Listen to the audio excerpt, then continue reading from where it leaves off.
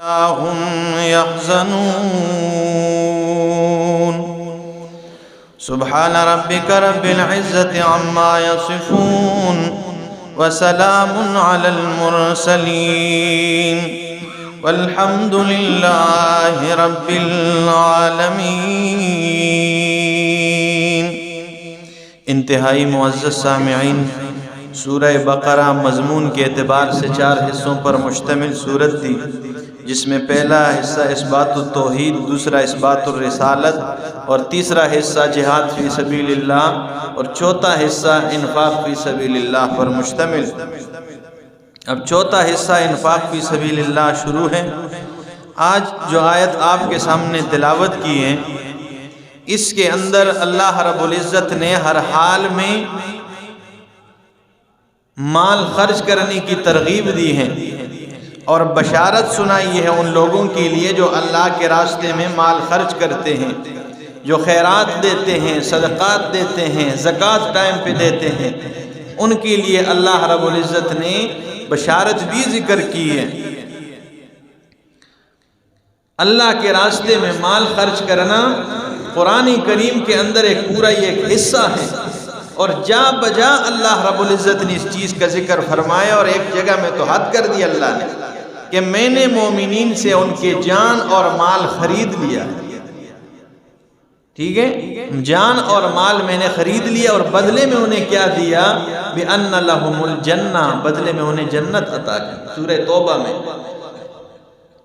تو یہاں بھی فرمایا کہ دن اور رات کو نہ دیکھو، مال خرچ کرو، خوشی اور غمی کو نہ دیکھو، جیسے جمعے والے کے بیان میں نے بتایا تھا، ہر حال میں خوشی ہو یا غمی ہو مال خرچ کرو۔ فرمایا الذین ينفقون اموالهم باللیل والنہار، اور وہ لوگ ينفقون جو مال خرچ کرتے ہیں، جو خرچ کرتے ہیں، انفاق کرتے ہیں، اموالہم اپنے مال خرچ کرتے ہیں، باللیل رات کو، والنہار اور دن کو، یعنی لیل و نہار نہیں دیکھتے ہیں، دن اور رات کو مال خرچ کرتے ہیں، سرًا وعلانیةً، اور سرًا مخفی طریقے سے مال خرچ کرتے ہیں، وعلانیةً اعلانیہ بھی مال خرچ کرتے ہیں۔ یہاں پہ نکتے کی بات سمجھ لیجئے، اللہ نے قرآن میں باللیل والنہار فرمایا ہے، پہلے دن پھر اس کے بعد رات آتی ہے، لیکن یہاں پہ رات کو دن پر مقدم کیا ہے، اور سر کو اعلان پر مقدم کیا ہے۔ یعنی اللہ فرماتے ہیں میرے بندو، خرچ تو تم نے ہر وقت میں مال خرچ کرنا ہے، لیکن جتنا مخفی طریقے سے مال خرچ کرو گے اتنا ہی زیادہ تمہارے لیے بہتر ہے۔ اس لیے رات کو دن پہ مقدم کیا کہ رات کو خرچ کرتے ہیں، دن کو خرچ کرتے ہیں، اور سر کو کہ مخفی خرچ کرتے ہیں اور اعلانیہ خرچ کرتے ہیں۔ جائز دونوں صورتوں میں ہے، لیکن جتنا مخفی طریقے سے مال خرچ کیا جائے اتنا ہی زیادہ کیا ہے؟ بہتر ہوتا ہے۔ اور ان کے بدلے میں کیا؟ فَلَهُمْ أَجْرُهُمْ، ان کے لیے اجر ہے، بدلہ ہے، عند ربهم، ان کے رب کے ہاں، وَلَا خَوْفٌ عَلَيْهِمْ، ان پہ کوئی خوف نہیں ہوگا، وَلَا هُمْ يَحْزَنُونَ، نہ ہی وہ غمگین ہوں گے۔ یہ کیا؟ ان کا بدلہ کیا ہوگا؟ نہ ہی ان پہ کیا کوئی خوف ہوگا، وَلَا هُمْ يَحْزَنُونَ، نہ یہ وہ غمگین ہوں گے۔ اللہ کے راستے میں مال خرچ کرنے کی ترغیب دیکھی ہے۔ یہ میرے سامنے 28واں پارہ ہے سورہ صف میں، آیت نمبر 10 میں اللہ فرماتے ہیں یا ایھا الذین آمنوا، اے لوگو ایمان والو، هل ادلکم علی تجارت، آیا میں تمہیں ایسی تجارت نہ بتاؤں؟ یہ انسان تجارت کا شوقین ہے، ہر بندہ یہ چاہتا ہے میں تجارتی بن جاؤں، تو اللہ نے اس فطرت انسانی کو دیکھ کر لفظ بھی قرآن میں تجارت ہی کا لایا تاکہ یہ اور خوش ہو جائے۔ فرمایا هل ادلکم علی تجارت، آیا میں ایسی تجارت کے بارے میں نہ بتاؤں تنجیکم من عذاب علیم، جو تمہیں دردناک قسم کے عذاب سے بچا لے۔ یہ کون سی تجارت ہو؟ تجارت میں تو ہم پیسہ کمانے کے لیے تجارت کرتے ہیں، اور وہ تجارت جو ہمیں عذاب سے بچائے وہ ہمیں کیوں نہیں چاہیے؟ اللہ بتا دے۔ فرمایا وہ تجارت یہ ہے تؤمنون باللہ ورسولہ، تم اللہ پہ ایمان رکھو، اللہ کے رسول پہ تمہارا ایمان ہو، وتجاہدون فی سبیل اللہ، اور اللہ کے راستے میں جہاد کرو، قتل و قتال کرو، بے اموالکم وانفسکم، مالوں کے ساتھ، اپنی جانوں کے ساتھ، یعنی خون بھی بہا دینا ہے اور تم نے اللہ کے راستے میں مال خرچ کرنا ہے، دونوں طریقوں سے۔ ذالکم خیر لکم، یہ تمہارے لیے بہت بہتر ہے، ان کنتم تعلمون، اگر تم جانتے ہو، اگر تم اس بات کو جان جاؤ کہ اللہ نے جو تجارت بتائی ہے تو یہ تمہارے لیے بہت بہتر ہے اگر یہ تجارت کر جاؤ۔ اور اسی طرح آپ دیکھیے انسان، ابھی فطرت انسانی کیا ہے کہ یہ ویسے تو مال خرچ نہیں کرتا ہے، اسے کہو بھائی مال خرچ کرو نا، ٹھیک ہے نا، ابھی آج کل مال خرچ کرتے ہیں، یہ مونگ پھلی پہنچ گیا، ٹھیک ہے نا، مونگ پھلی کا یہ سیزن جو جا رہا ہے، کسی نے عشر کی بات کی ہے، اللہ ماشاءاللہ اگر کوئی کرے تو مبارک ہو، لیکن ہے تو ضروری ہے، تو ایک شرعی مسئلہ ہے، یہ زمین کی پیداوار ہے، یہ زمین اللہ کی ہے، یہ اللہ نے یہ سب کچھ کیا ہے، یہ پانی اللہ برسا رہا ہے، تو اگر آسمان کی پانی سے، بارش کی پانی سے کوئی زمین میں کوئی چیز اگتی ہے تو اس میں 10واں حصہ عشر ہے، لیکن مونگ پھلی میں 10ویں حصے کی بات کرو تو 20-22 ہزار روپے تو خاموش ہو جاتے ہیں، ٹھیک ہے، 10واں حصہ ہے، اگر آپ خود پانی لگاتے ہیں تو پھر اس میں 20واں حصہ ہے، حالانکہ ان لوگوں کو یہ پتہ نہیں ہوتا کہ اس سے تو مال بڑھتا ہے،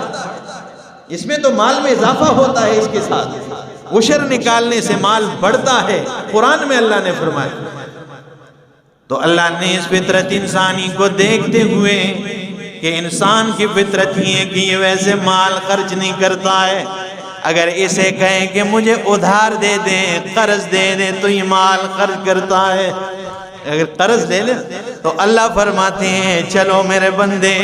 میرے ساتھ قرض کر دیں، اور وہ قرض حسنہ کیا ہے، سورہ حدید میں پارہ نمبر 27 میں اللہ فرماتے ہیں من ذا الذی، وہ کون ہے وہ شخص، یقرض اللہ قرضا حسنا، جو اللہ کو قرض حسنہ دیں اور میں بدلے میں کیا کروں، انسان کی چاہت یہ ہے، لیکن آج کل کے لوگوں نے اس کو الٹا کر دیا ہے، قرض دے دیتے ہیں، اوپر زیادتی سود لیتے ہیں،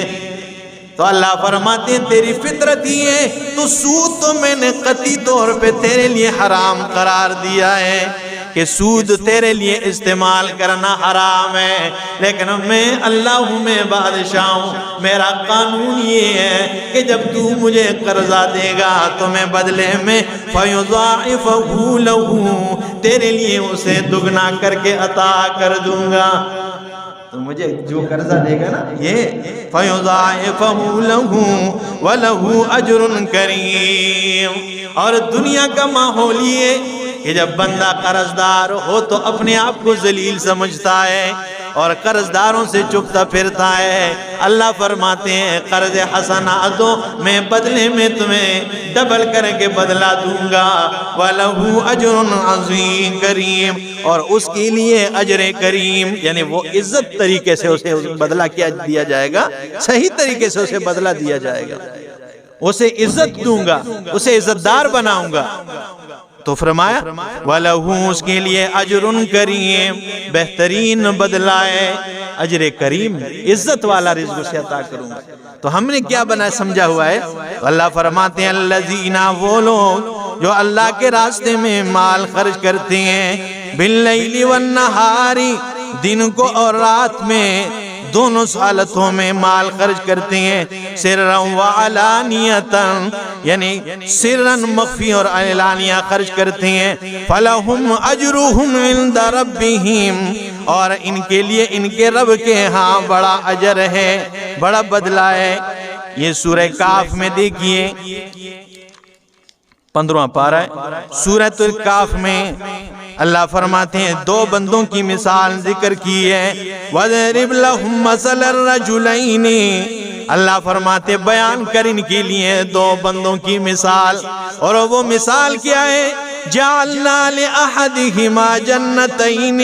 کہ ان دونوں میں سے ایک کے لیے میں نے دو باغ بنا دیے، مِنْ أَعْنَابٍ، دو باغ میں نے انگوروں کے تیار کیے، وَخَفَفْنَاهُمَا بِنَخْلٍ، اور بھاڑ لگا دیے اس کے ارد گرد کھجوروں کے، وَجَعَلْنَا بَيْنَهُمَا زَرْعًا، ان دو باغوں کے درمیان میں کھیتی بھی تیار کر دیے۔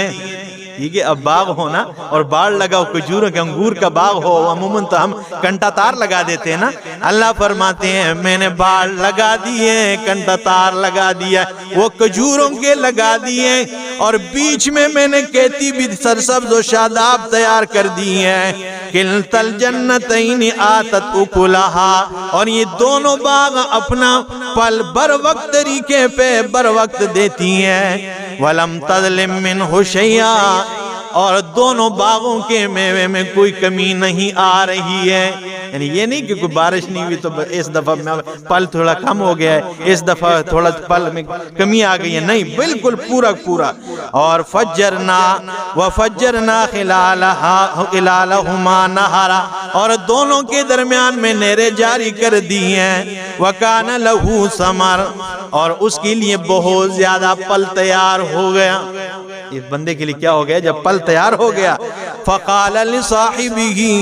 اپنے دوست سے بات کر رہا ہے، وہو یحاورہ، حال یہ کہ وہ اس سے گفتگو کر رہا ہے، انا اکثر منک مالا واعز نفرا، میں تم سے مال اور افراد کے لحاظ سے زیادہ ہوں۔ ودخل جنتہ، اور اپنے باغ میں داخل ہو گیا، وہو ظالم لنفسہ، اس حال میں کہ وہ اپنے آپ پر ظلم کرنے والا ہے۔ قال ما اظن ان تبید ہذہ ابدا، میں گمان نہیں کرتا کہ یہ باغ کبھی بھی خراب ہو جائے گا، یہ کبھی بھی برباد ہو سکتا ہے، میں یہ گمان نہیں کرتا۔ وما اظن الساعة قائمة، اور میں گمان نہیں کرتا کہ قیامت برپا ہوگی۔ وَلَئِن رُدِدتُّ،